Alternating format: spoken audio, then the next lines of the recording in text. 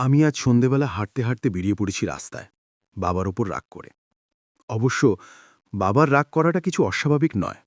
একটা ছেলে যে কিনে গ্র্যাজুয়েশন পাশ করেছে প্রায় ৩ বছর হয়ে গেছে, সে কিনা এখনও বেকার, ভবঘুরে।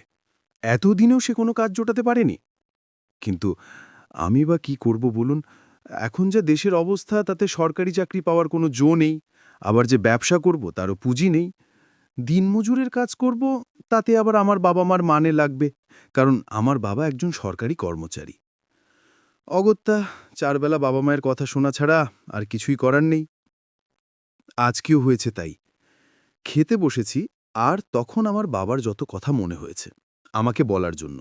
আর একটা সময় গিয়ে খাওয়ার খোঁটাটাও দিলেন। কি আর করব, মনে হলো ভাতের থালা লেখে উঠে যাই। কিন্তু ওই খেলেও জ্বালা, না খেলেও জ্বালা।